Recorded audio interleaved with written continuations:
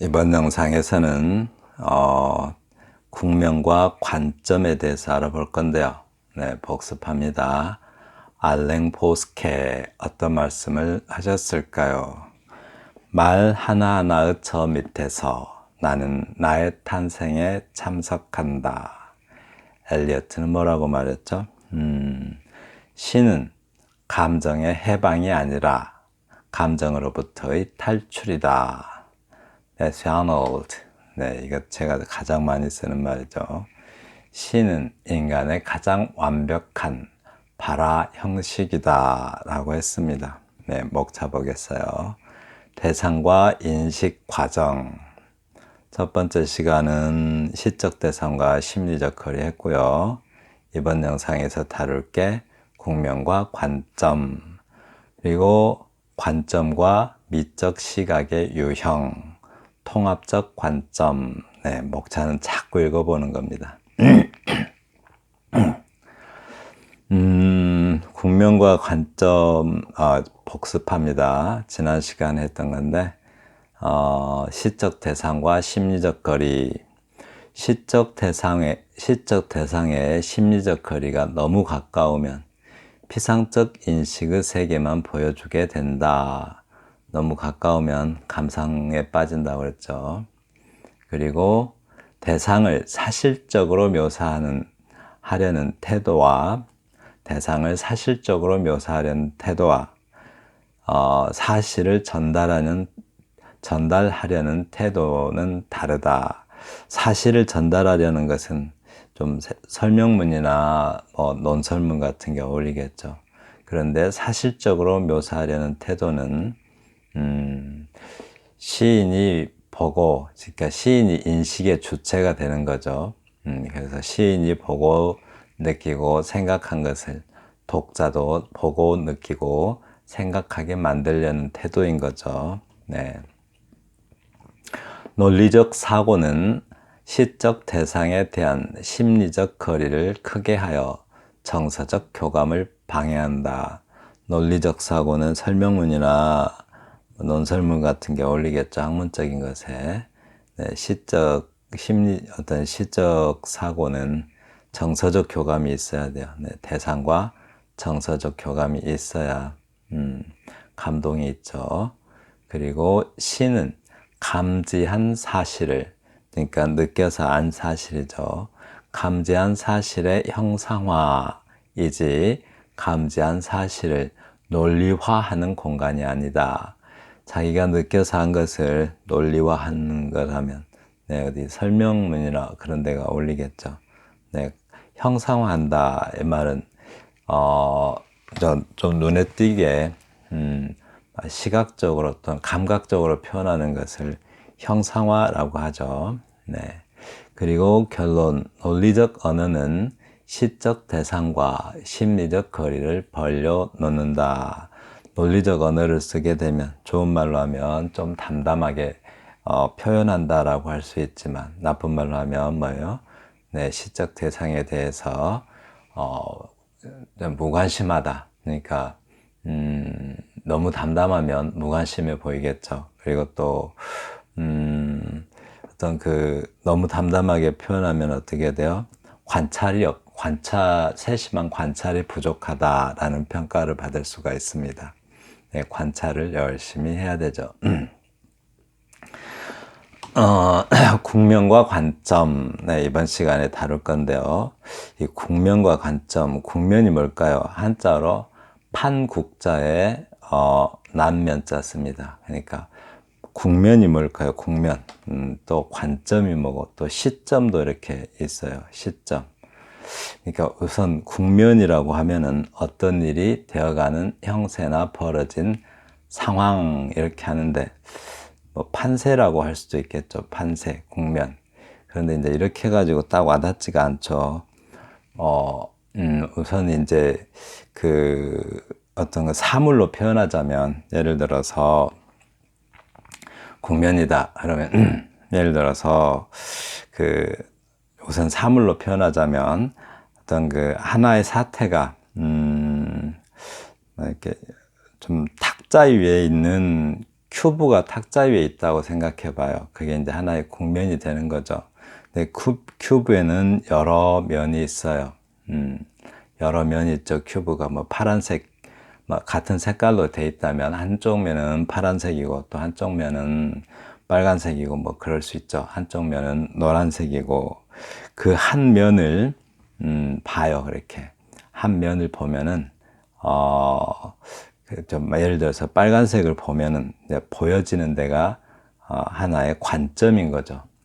관점. 그러니까 보여지는 데가 하나의 관점인데 어떤 사람이 빨간색으로 볼 건지 뭐 파란색을 보는지 보여지는 지점이 관점입니다. 네.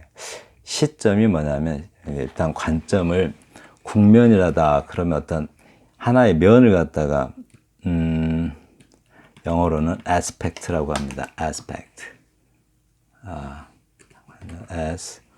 aspect라고 하고 관점은 우리가 뷰가 좋다 이런 말을 하죠. 어디서 집 같은 데서 경치가 좋으면 뷰가 좋다고 하잖아요. 뷰.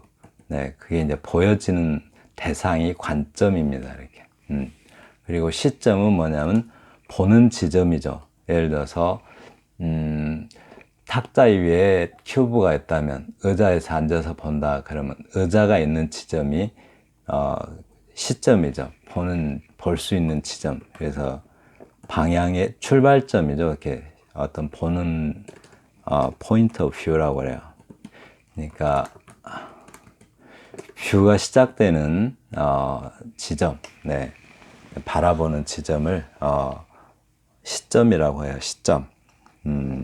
네, 그렇습니다. 그래서 국면과 근데 이제 사태로 본다면 예를 들어서 국면이다. 그럼 뭐 좀 굉장히 어려운 상황에 있다. 그럼 그 상황이 하나의 국면이 되겠죠. 이렇게. 네, 그 상황이 하나의 국면이 되고 일이 잘 풀리는 상황에 있다. 그럼 뭔가 잘 되는 국면이겠죠. 이렇게. 그런데 이제 그 사태를 어떻게 볼 것인가 보아지는 것이 관점이고 또 그 시선이 출발하는 지점, 네, 그게 시점입니다. 그래서 네, 그렇게 아시면 되고요. 그 다음에 하나의 시적 대상은 하나의 세계다. 사물, 관념, 사물이든 관념이든 그 시적 대상은 하나의 의미 세계다. 그래서 이렇게 하나의 시적 대상이다. 그러면 그게 하나의 세계래요. 그리고 사물이든 관념이든 그 시적 대상은 하나의 의미 세계다라고요. 이게 무슨 말일까요? 밑에 나옵니다. 그러니까 시적 대상이 있으면 네, 그게 하나의 세계래요. 예를 들어서 밑에 나오는데 또 사과를 또 예를 들어야겠네요. 사과를 시적 대상으로 삼았으면 그 세계가 그 사과가 하나의 세계가 돼서 어떤 하나의 의미 세계가 된다고요. 왜냐하면 그 사과를 상대로 해서 많은 관찰을 하고 거기에서 관점이 있고 시점이 있겠죠. 네, 그래서 많은 의미가 나오기 때문에 하나의 의미 세계다라고 볼 수 있습니다.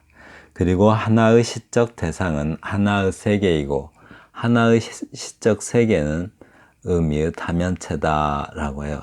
이게 이건 제가 이렇게 영어로 하면은 polyhedron of meaningful aspects라고 하는데 이게 무슨 말일까요? 하나의 시적 대상은 하나의 세계이고 하나의 시적 세계는 그죠? 의미의 다면체다. 다면체 예를 들어서 정육면체라고 생각하면 똑같은 하나의 사물을 정육면체를 보면 그걸 큐브라고 생각을 해봐요. 그냥 큐브가 있을 뿐인데 어떤 사람은 빨간색만 보게 될 것이고 또 어떤 사람은 파란색만 보게 되듯이 사태에 대해서도 마찬가지죠. 그렇게 여러 의미가 나올 수 있다라고 합니다. 네. 그 다음에 또 따라서 시적 대상에 대하여 시적 대상에 대하여 보고 느끼고 생각하는 바가 시점에 따라서 다양해진다. 네, 그래요. 예를 들어서 큐브를 본다면 어떤 사람은 각자가 어느 쪽에서 바라보느냐에 따라서 그 색깔이 달라지겠죠.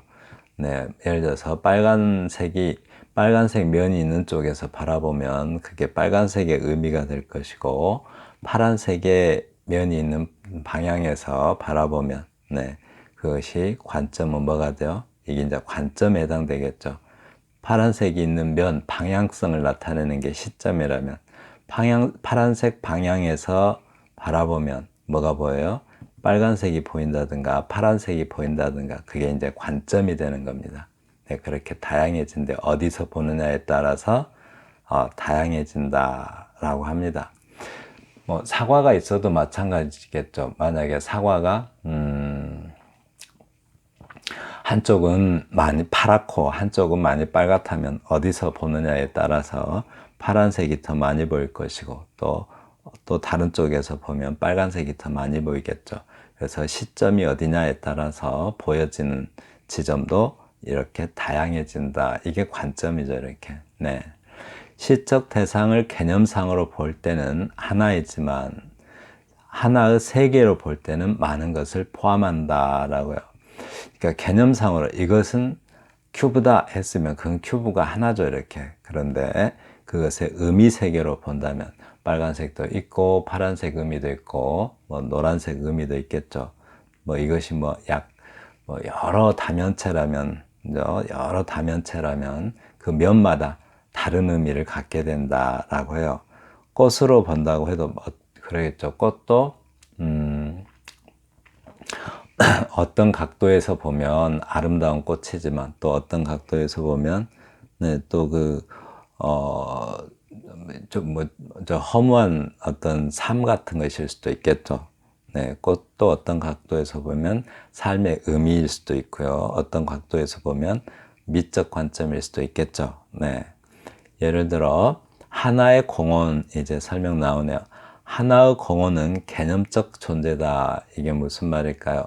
공원이 개념적 존재다. 개념하면 이것은 뭐다라고 정의를 내리는 게 이제 개념이라고요.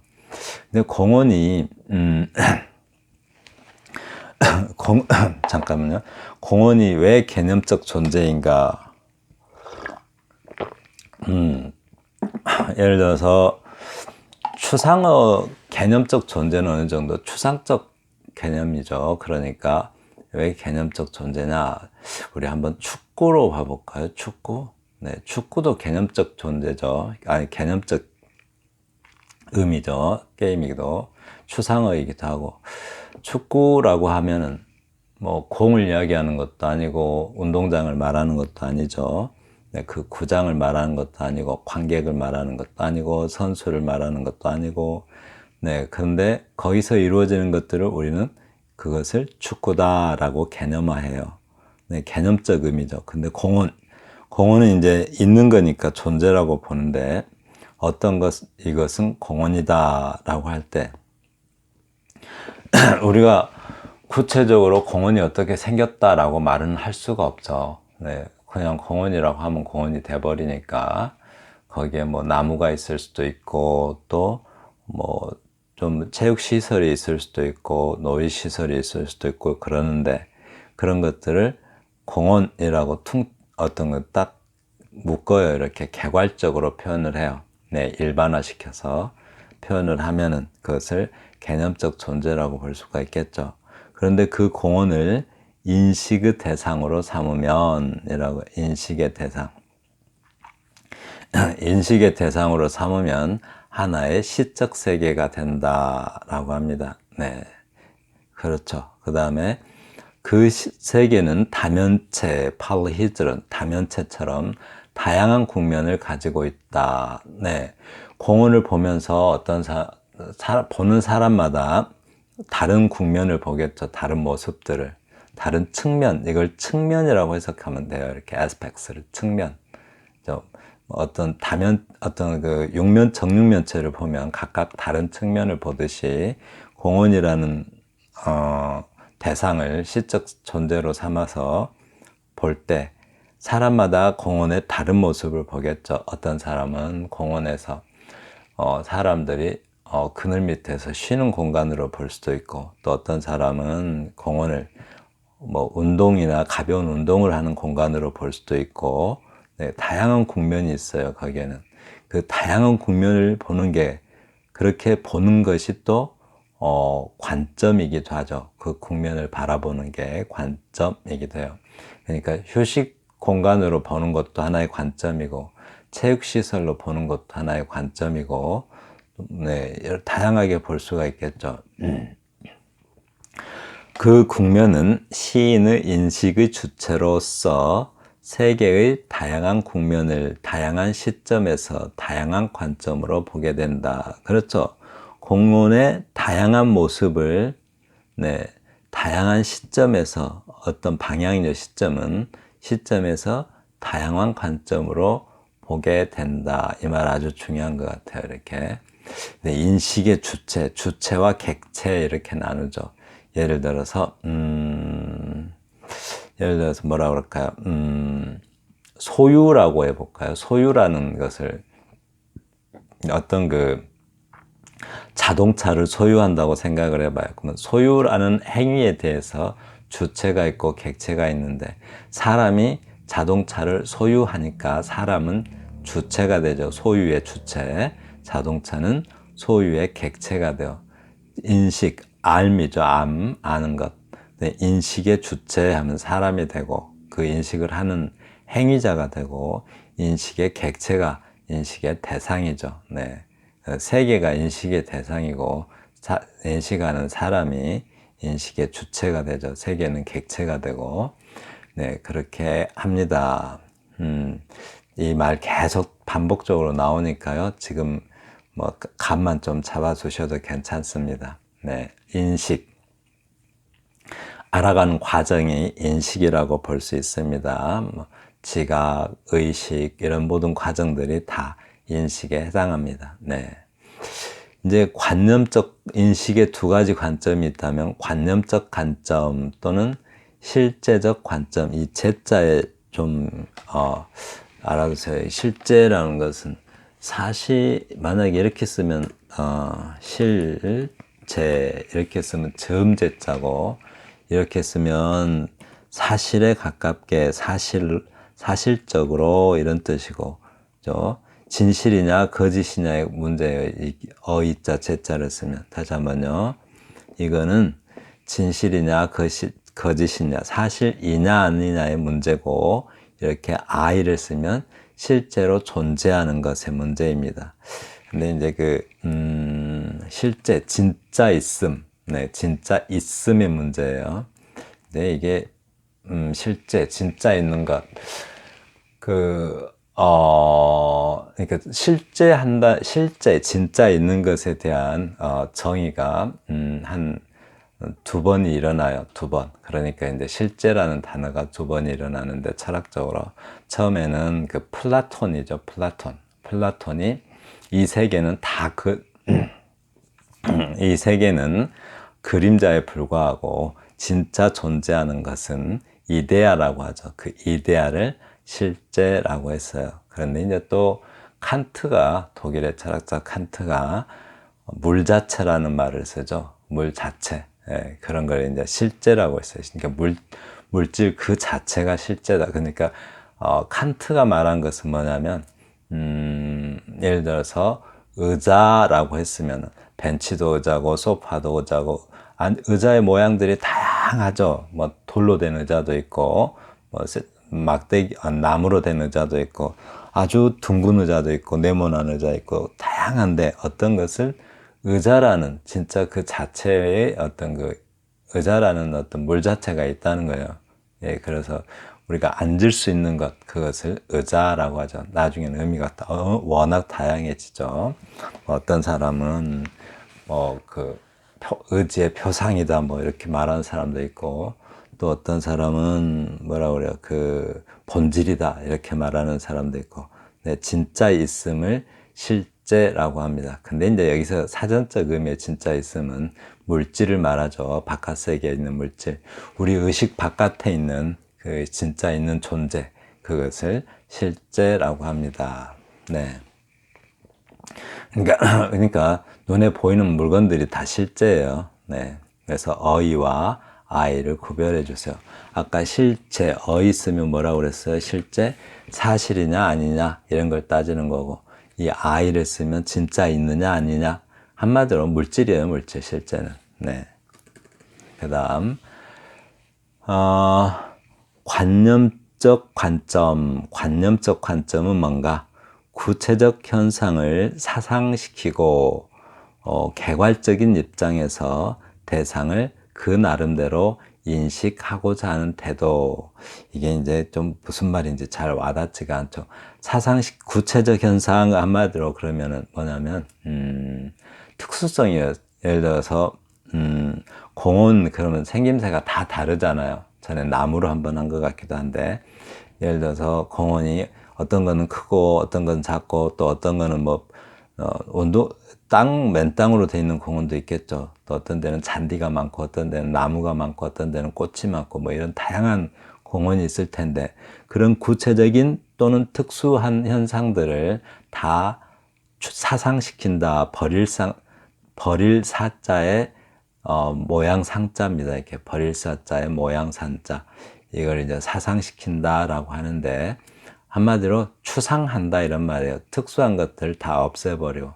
그러니까 좀 각자가 가지고 있는 특수성, 특징 이런 것들을 다 없애버리고, 네, 개괄적인 입장에서 대상을 나름대로 인식하고자 하는 태도, 한마디로 어떤 개념화하려는 태도를 말하죠. 이것이 공원이다라고 이렇게. 네, 여러 공원마다 다 다른 특수성이 있는데 그런 특수성들은 다 제거하고 그러니까 일반화시킨 거죠. 네, 일반화시킨 거, 그런 것들을 이것은 공원이다라고 개념화한 거, 그거를 관념적 관점이다라고 해요. 네. 실제적 관점, 있는 그대로의 관점이죠. 네, 구체적 현상을 통해, 그러니까 뭐 특수성이 있으면 특수성이 있는 대로 인정하고, 그렇게 그러한 어떤 현상들을 통해서 전체를 파악하고자 하는 태도, 구체적인 것을 다 드러내고 전체적인 것을 파악하려는 태도를, 네, 실제적 관점이다라고 합니다. 네. 그다음에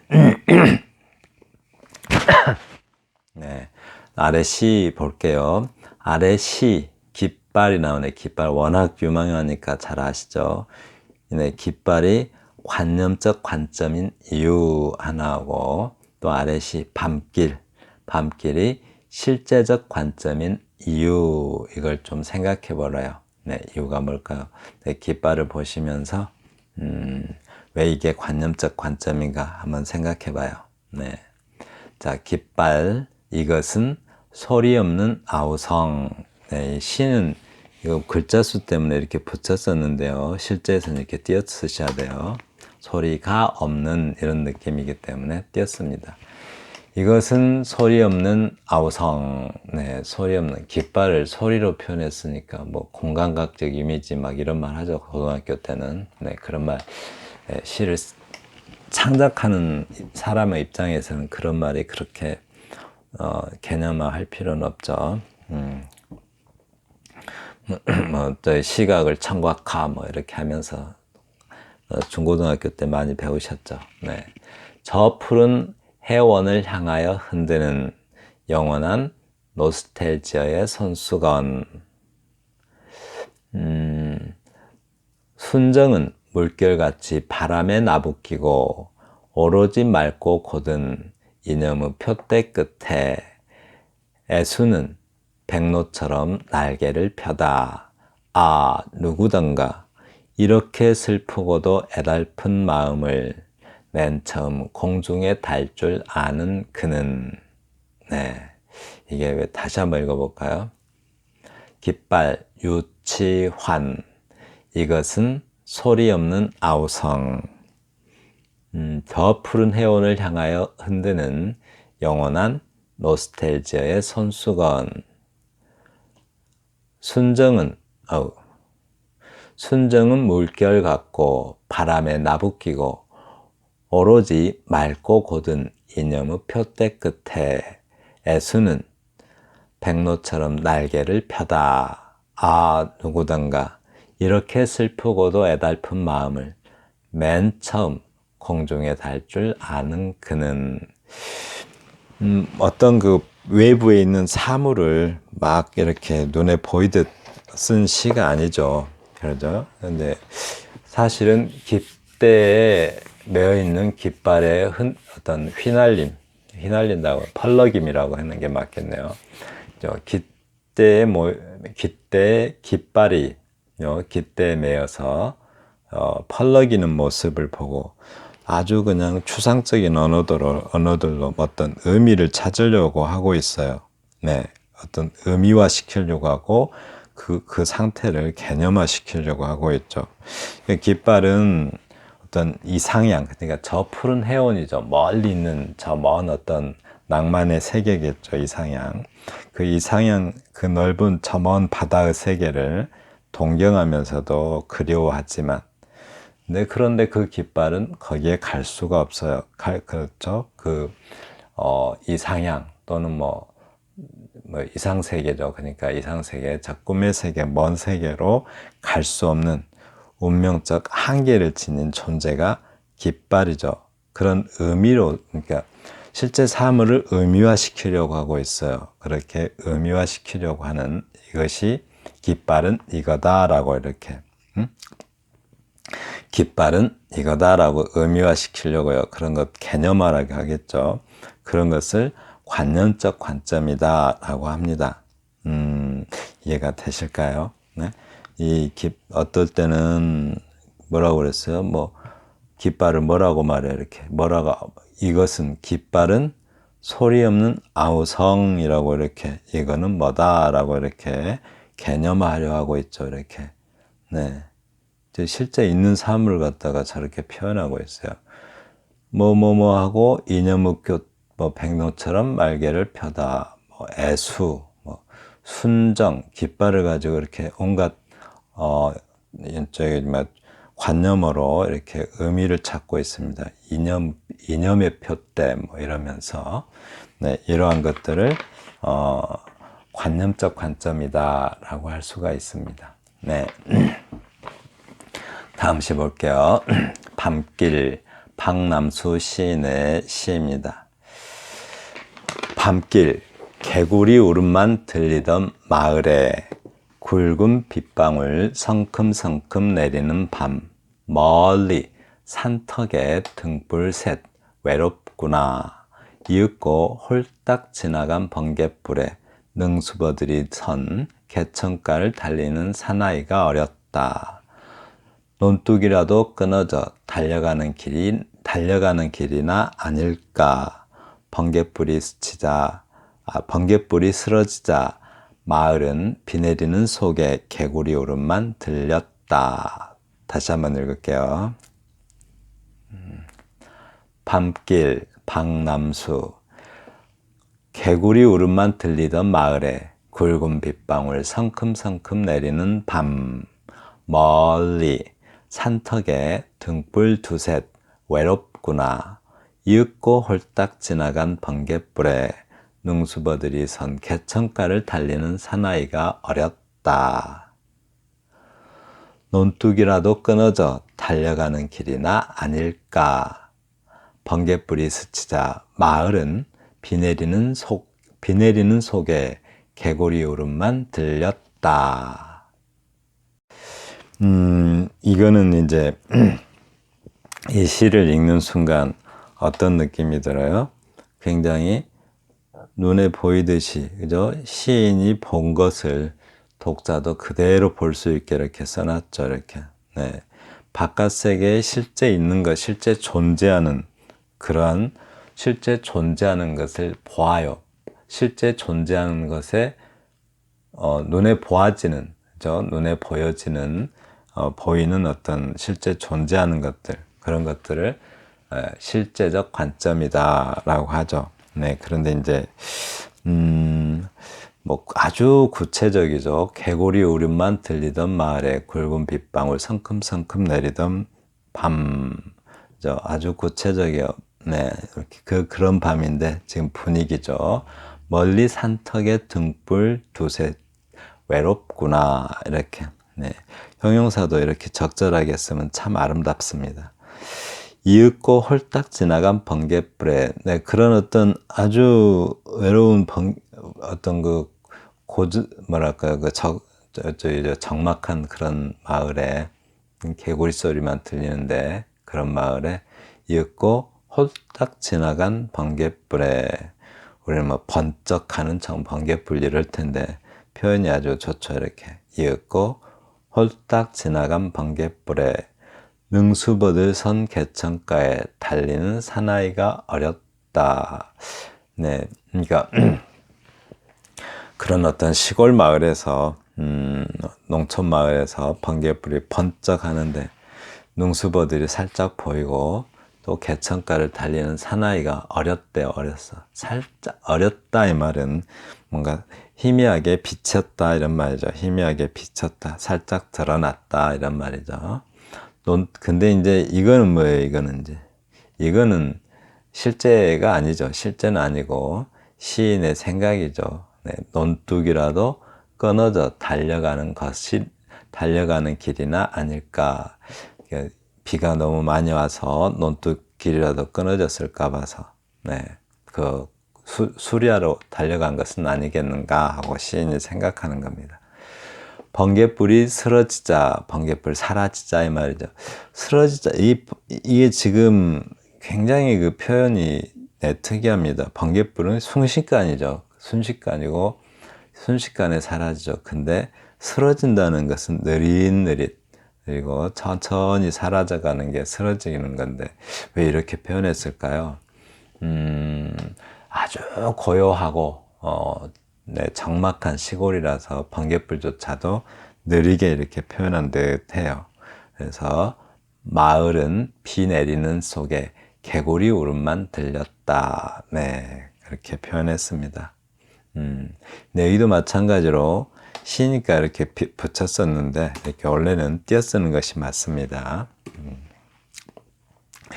이렇게 띄어쓰는 이유가 비가 내리다 이런 의미잖아요. 그럴 때는 이렇게 띄어쓰는 게 맞습니다. 네, 한번 볼까요? 네, 깃발이 관념적인 이유. 저 깃발이 왜 관념적일까요?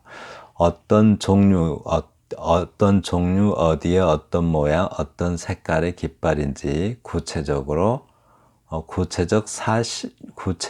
사실은 사상하고, 그러니까 그 깃발이 갖는 특수성들은 다 추상한다고 그러죠. 다 제거한다는 거. 사상은 제거한다는 뜻이죠.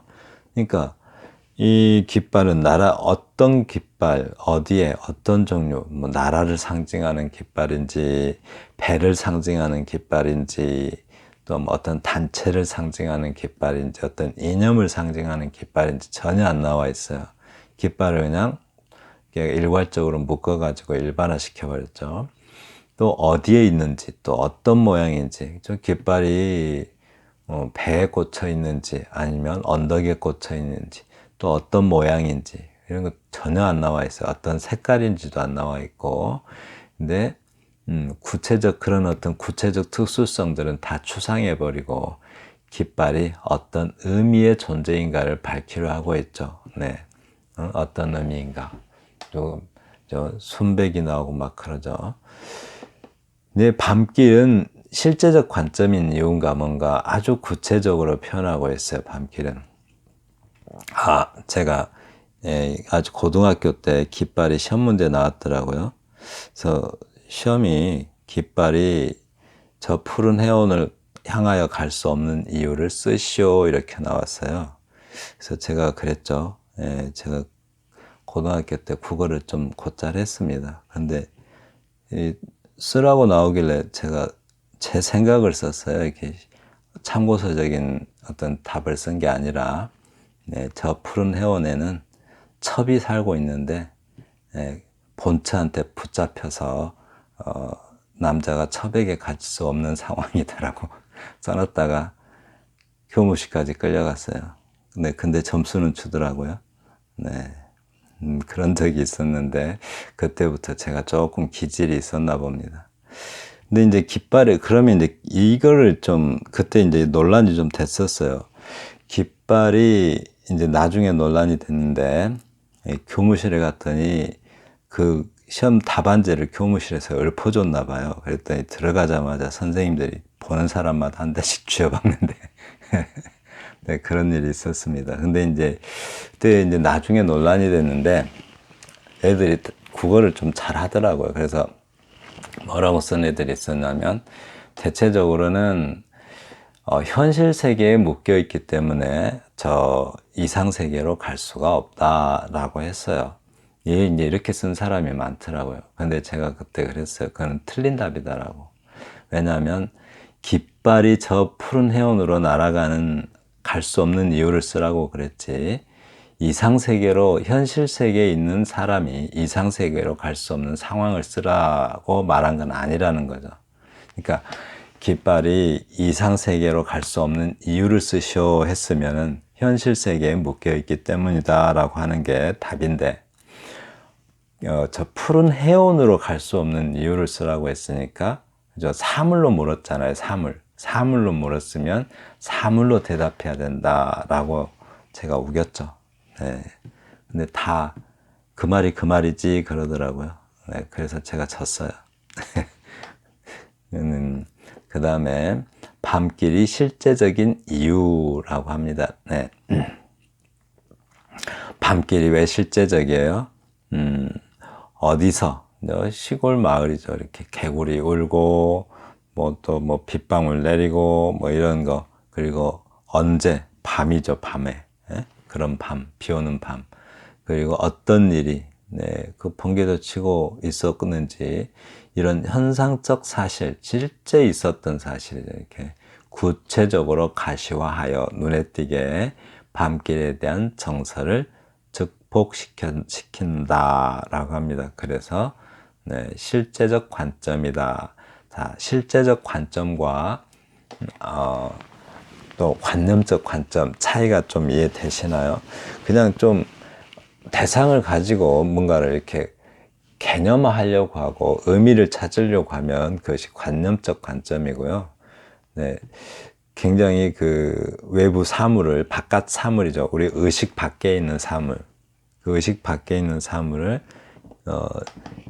또 현상적 사실이죠. 그게 그 현상적 사실을 특수한 것은 특수하게 보고 구체적으로 묘사해서 어떤 정서, 대상에 대한 정서를 이렇게 증폭시키는 것, 이런 것들이 실제적 관점입니다. 네, 실제적 관점, 관념적 관점, 네, 계속 할 거니까 반복될 겁니다. 네, 지금까지 관점과 그리고 국면, 네, 국면에 대해서 알아봤습니다. 이 국면과 관점, 시점, 네, 꼭 좀 기억해 두세요. 앞으로도 계속 다루니까. 국면, 네, 그냥 면이에요. 판국자의 면. 네, 바둑판도 하나의 국면이죠. 그리고 관점, 보아지는 대상. 근데 거기에 내용이 들어있으면 그게 관점이 돼요. 시점, 네, 내가 보는 사람이 앉아있는 곳이 시점이죠. 보는 사람이 있는데, 만약에 의자에 앉아서 앞에 있는 밥그릇을 본다면, 밥그릇은 관점이고, 의자는 시점이 되는 거죠. 네. 근데 국면은 뭐예요? 테이블 위에 밥그릇이 있는 게 국면이죠. 그 상황이. 네. 그렇게 좀 알아두시고. 좀 또 다르게 해석도 다르게 이해될 수도 있기 때문에 딱 하나로 이렇게 고정시켜서 이해하는 것은 좀 곤란해요. 이런 것들은 사전으로 이렇게 좀 이해하기가 어렵습니다. 네, 누군가 설명을 해줘야 돼요. 네, 자꾸 또 논란이 돼야 되고 생각도 해보고 그래야 네, 정확히 그 의미가 포착됩니다. 네, 감사합니다.